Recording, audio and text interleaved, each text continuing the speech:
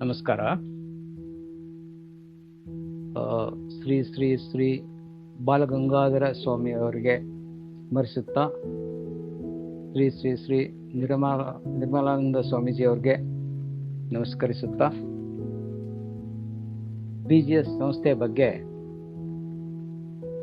ಹೇಳಬೇಕಂದ್ರೆ, ದೇಶದಲ್ಲೇ one of the biggest organization. ಈ ಸಂಸ್ಥಾನದಿಂದ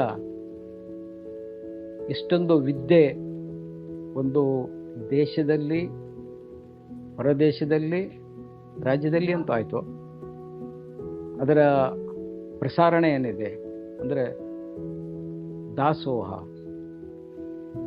ಹಸಿವು, ಜ್ಞಾನದ ಹಸಿವು ಎಷ್ಟೊಂದು ವಿದ್ಯಾರ್ಥಿಗಳಿಗೆ ಸಾಕಷ್ಟು ಫೀಲ್ಡು, ಇಂಥದ್ದಿಲ್ಲ ಅಂತಿಲ್ಲ. ನಮ್ಮಲ್ಲಿ ನಮ್ಮ ದೇಶಕ್ಕೆ ಯಾವ ರೀತಿ ಅವಶ್ಯಕತೆ ಇದೆ ಅದು ಎಲ್ಲ ಫೀಲ್ಡಲ್ಲಿದ್ದ ಒಂದು ಅಭ್ಯಾಸವನ್ನು ಈ ಸಂಸ್ಥಾನ ಒದಗಿಸಿಕೊಡುವಲ್ಲಿ ಬಹಳ ಮಹತ್ವದ ಪಾತ್ರ ವಹಿಸಿದೆ.